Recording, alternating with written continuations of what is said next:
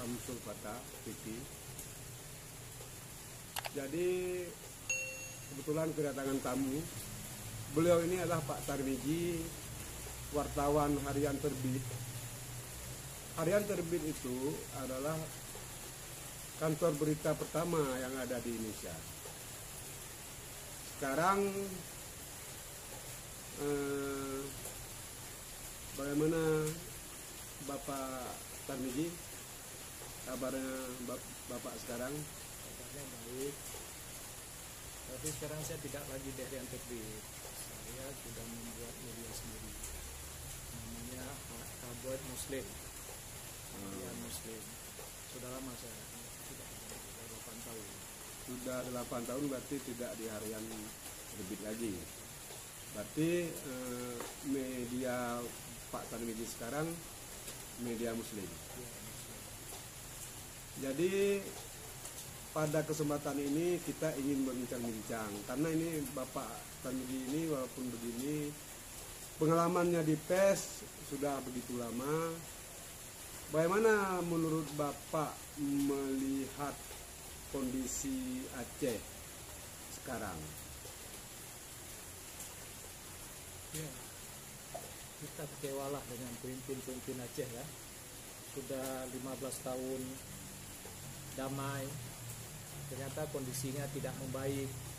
Sudah 16 tahun tsunami, kondisinya tidak membaik. Karena setiap tahun itu hampir 50 miliar, di atas hampir 50 triliun, di atas 40 triliun alokasi dana untuk Aceh. Provinsi sendiri mendapat jatah 15 triliun sampai 18 triliun selalu itu. Uangnya tidak pernah membuat suatu kesejahteraan untuk Aceh, tidak pernah. Kemana uang itu? Jadi menurut investigasi Bapak kan sebagai wartawan, kemungkinan apa-apa yang terjadi di Aceh ataupun di pemerintahan Aceh, Bapak sedikitnya kan lebih tahu.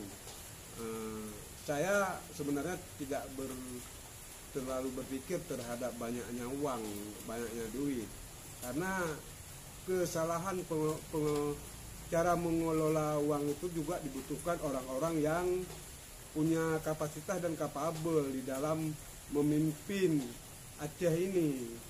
Kalau menurut saya, kalau memimpin siapapun mau 200 triliun, mau lebih, mau 1000 triliun, kalau pemimpinnya tidak hanya untuk coba-coba, itu tidak akan juga membawa sejahtera. Jadi kesalahan kita cuma dua sudah. Kebodohan dan korupsi. Kesalahan kita dua, bodoh. Pemimpinnya bodoh dan korupsi dari dulu. Korupsi ini sudah dimulai sejak Abdullah Putih. Dia korupsi banyak dana. Setelah itu ada korupsi. Irwandi lagi korupsi, gubernurnya. Jadi kita dalam berapa tahun ini, setelah Abdullah Putih, Irwandi, sudah 2 gubernur kita itu diambil KPK dalam persoalan korupsi. Itu berarti indikasi bahwa Aceh ada korupsi karena gubernurnya ada ditangkap sama KPK ya? Itu baru gubernur. Yang lain banyak sekali yang tidak terdeteksi oleh KPK. Banyak sekali korupsi di sana. Kalau Jadi, tidak, kemana uang yang 50 triliun setiap tahun itu, yang di atas 40 triliun setiap tahun itu, kemana dibawa? Kalau 40 triliun itu sudah banyak sekali. Kalau dibikin untuk kesehatan rakyat, sudah sejahtera rakyat. Tiap tahun itu. Kalau 15 tahun 40 triliun, itu duit kita itu sudah lebih 500 triliun. Sudah 600 triliun duit kita. Itu kemana duit itu? mungkin 50 triliun itu tidak habis, uang-uang itu aja per tahun, bukan begitu Pak Tarmiji? Bukan, mereka bodoh memang. Mereka bodoh dan jahat. Contohnya begini, Berapa tahun ini? Maaf, ini bukan saya potong. Contohnya begini, ini ada anggaran 17 triliun pada tahun 2020. Tapi karena anggaran 17 triliun itu tidak terserap dijadikan silpa, 17 triliun yang tahun 2021 juga masih yang 17 triliun tahun 2020 karena tidak terrealisasinya anggaran. Bukan begitu Pak Tarmiji ya? Bukan seperti itu. Ini ada permainan di dekat elit-elit kekuasaan. Dahulu pada masa Abdullah Putih ada satu kelompok yang menguasai ekonomi. Ada satu kelompok, mereka yang bagi-bagi proyek. Saya dapat informasi tentang sekarang juga seperti itu. Masa Irwandi juga ada kelompok yang sempat bagi-bagi proyek. Bahkan sempat ribut di media sosial. Ada rekaman itu dibagi-bagi media sosial, mereka berebut proyek. Jadi ada satu tim itu, tim orang dekatnya Irwandi, bagi-bagi proyek sampai ribut. Sekarang saya dengar juga seperti itu. Ada bagi-bagi proyek. Ada satu tim di luar pemerintah yang bagi-bagi proyek. Mereka ini yang bermain. Menurut saya bisa kita buktikan itu Pak Tarmizi. Ada seorang konsultan ngomong pada saya, dia tidak bisa ambil proyek karena tidak bisa bekerja. 50% dia minta. Bagaimana dia bekerja lagi? Akhirnya dia kerja tempat orang. Kalau kerja tempat orang bisa. Tapi kalau dia ambil dengan perusahaan dia sendiri nggak bisa karena dia harus bayar gaji karyawannya. Jadi persoalan banyak sekali. Begitu luar biasanya minta persentasenya sampai 50%, berarti 50% udah hilang untuk membagi kepada geng kekuasaan. 50% itu baru direalisasi, belum lagi ada uang, ada komisi-komisi yang 50% itu. Berarti realisasi anggaran yang dikerjakan tinggal 30% kalau begitu. Tidak hanya di pemerintahan, bukan hanya oknum pemerintahan melakukan korupsi itu. Oknum parlemen juga melakukan korupsi. Di bidang penyaluran aspirasi, mereka juga melakukan korupsi. Itu mereka sudah potong separuh itu. Berapa tahun lalu itu 50%, 30%. Kalau sekarang itu aspirasi dana aspirasi itu ditaruh di dinas-dinas. Ada dinas juga minta jatah 10%. Dari dana aspirasi anggota dewan DPR itu? Ya, karena sekarang menjadi kegiatan dinas atau itu. Jangankan untuk aspirasi itu masyarakat atau untuk untuk pengusaha. Itu ada dana aspirasi untuk membuat pariwara wartawan. Itu dipotong 50% juga. Saya pernah dapat tahun lalu itu. Berarti kalau begitu bagaimana kita merubah mentalitas birokrat di Aceh untuk lebih baik, kemudian juga termasuk rakyat sendiri. Ini kayaknya Aceh udah semakin hancur kalau begini terus menerus. Bagaimana Anda melihat ke depan sosok pemimpin yang tepat untuk merubah karakter-karakter baik di birokrat maupun di DPR? Sekarang kan sebenarnya pemilih rakyatnya sendiri itu udah salah pilih, baik di legislatif maupun eksekutif yang ada di Aceh menurut Pak Tarmizi sendiri. Semua salah, rakyat juga salah pilih. Jadi begini, rakyat kan kalau tidak diberikan uang tidak pilih. Salah rakyat sendiri. Rata-rata pemilihan itu dengan uang. Makanya terpilih kota-kota dewan. Saya sempat dengar kalau anggota dewan tidak kasih uang nggak terpilih, langsung masyarakat bilang. Orang mau cari kerjaan di anggota dewan. Akhirnya anggota dewan yang berikan sembako, berikan bahan pakaian calon anggota dewan terpilih, kecuali memang ada mereka sendiri yang memang sudah merupakan tokoh dan kekuatan partainya. Yang lain umumnya masyarakat mengaku menerima, macam-macam itu diterimanya. Jadi kalau orang seperti itu terpilih, mereka tinggal jawab.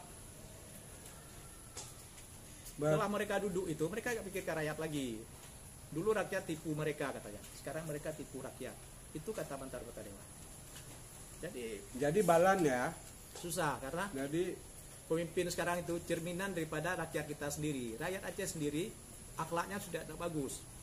Sekarang pemimpinnya dengan akhlak yang tidak bagus, baik di pemerintahan dan di anggota dewan. Dan juga di rekrutmen. Ini kan sudah 20 tahun jadi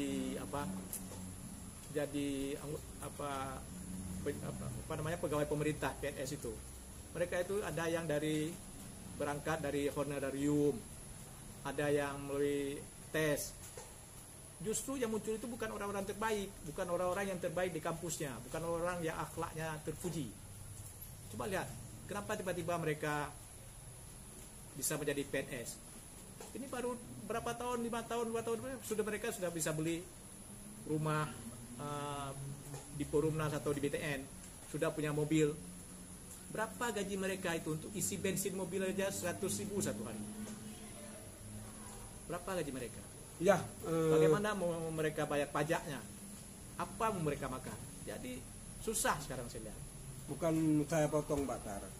Jadi sekarang Aceh ini sebenarnya sudah hancur, artinya sudah rusak Ya. dimulai dari akar rumput, artinya rakyat sendiri memilih karena harus dibeli, kemudian pembeli terpilih yaitu harus mencari keuntungan, artinya minimal harus mengembalikan modalnya yang sudah dibeli.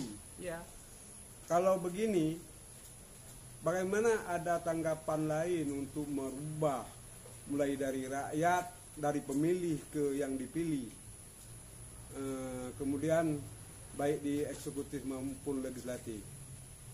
Kalau saya sendiri melihat yang memilih ini juga harus diberikan imbalan yang namanya politik transaksional. Artinya kita tidak bisa menyalahkan orang yang sudah kita pilih karena mereka sudah mengeluarkan modal, mungkin ada juga donaturnya yang memberikan keuangan untuk dia terpilih, itu kan harus mengembalikan uang kepada donaturnya. semua sekarang sudah bohong. Oknum kota dewan yang terpilih juga bohong, ya kan? Itu dana aspirasi itu kemana dibawa? Kalau sebanyak itu dana aspirasi itu diberikan masyarakat penuh, bukan yang fiktif-fiktif usahanya, itu sudah berhasil Aceh ini. Sudah berhasil. Sekarang lihat ya, harusnya Aceh ini sudah maju. Sekarang orang itu tanam kopi itu sampai ke Rusib itu di Aceh Tengah itu sudah hutan lindung sudah mereka tebang. Mereka sudah berusaha. Hari ini lele di Aceh selama pandemi ini masyarakat pelihara lele. Lele sudah banjir di Aceh. Artinya masyarakat sudah berusaha full masyarakat berusaha. Jadi mau sampai seminggu ke depan ini itu lele tidak sanggup ditampung lagi. Artinya masyarakat berusaha membuka usaha lele. Tapi pedagang tidak mampu menampung lagi. Jadi masyarakat sekarang juga sudah serba salah. Membuka usaha, upaya masyarakat untuk mencari rezeki sudah full. Tapi pemerintah sendiri tidak punya solusi. Terlalu banyak persoalan di Aceh ini. Selain korupsi, bukan saya potong. Pemerintah tidak punya solusi, artinya apakah ketidakmampuan pimpinan, artinya pemerintah sendiri di dalam mengambil kebijakan-kebijakan yang memihak dan artinya yang mendongkrak ekonomi. kapasitas mereka itu memimpin tidak bisa. Sebenarnya kalau kita bilang itu untuk jadi kepala desa saja mereka tidak bisa itu. Untuk pimpin desa saja tidak bisa. Ini sudah tidak bisa. Jadi gubernur lah, jadi wali kota lah, jadi bupati lah. Untuk jadi lurah saja, jadi kesik saja tidak pantas sebenarnya. Ya. Ini akibatnya.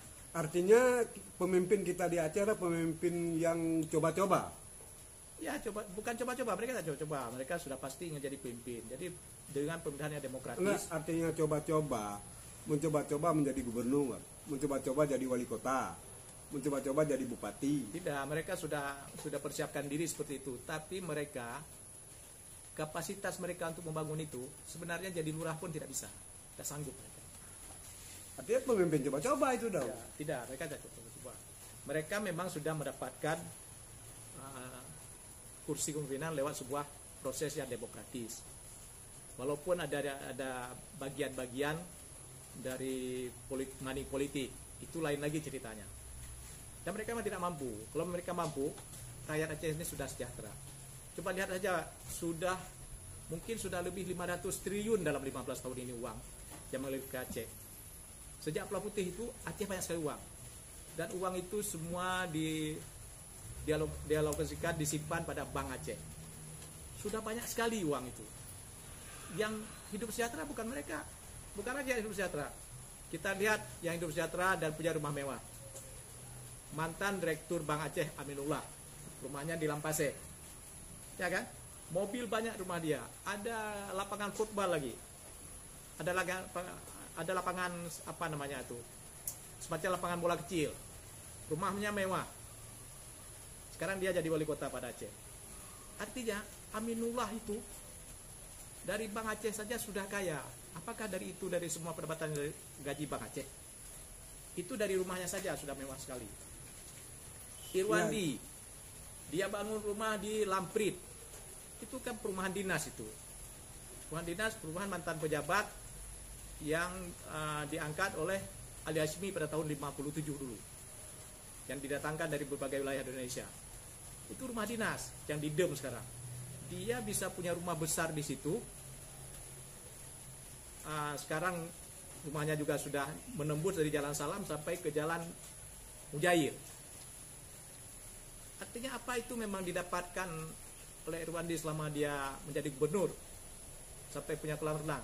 Dan banyak lagi pemimpin-pemimpin yang lain, termasuk anggota dewan yang membeli rumah secara diam-diam, secara sembunyi-sembunyi, yang nilai rumahnya miliaran-miliaran, banyak sekali.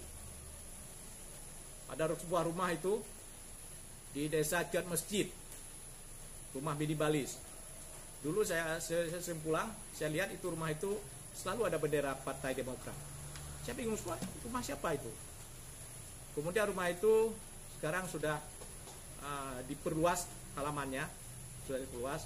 Ada kebun-kebun di samping jadikan tempat parkir. Saya sudah ya, kita sebaiknya jangan kasih nama orang. Artinya yang mau kita simpulkan di Aceh mulai dari rakyat, kemudian birokrat, kemudian birokrat di eksekutif maupun legislatif itu sudah hancur. Bagaimana tanggapan Pak Mukhtar, Pak Tarmizi ke depan untuk Aceh ini supaya lebih baik? Apakah kita harus memberi pendidikan politik secara menyeluruh kepada rakyat di dalam memilih orang-orang yang punya kejujuran dan keikhlasan di dalam membawa aspirasi rakyatnya sendiri? Contoh anggota DPR. Sebenarnya anggota DPR itu bukan mengelola keuangan. Yang dimaksudkan aspirasi, menurut saya, aspirasi itu bukan mengelola uang. Ini kan kayaknya saya melihat anggota DPR ini sudah menjadi semacam kontraktor. Itu yang mengambil. Kenapa kita dikatakan DPRA, Dewan Perwakilan Rakyat Aceh? Dikarenakan kita ada deal-deal politik setelah kita konflik berkepanjangan dengan pemerintah. Jadi setelah ada tanda tangan MOU Helsinki itu, maka dikasih nama DPRA itu sebenarnya deal-deal politik yang sangat menakjubkan. Tapi karena menurut saya, makanya tadi saya bilang, jadi anggota DPR coba-coba, jadi bupati atau wali kota juga coba-coba, jadi gubernur Aceh juga coba-coba. Beginilah akhirnya. Karena kita tidak memilih orang-orang yang jujur, yang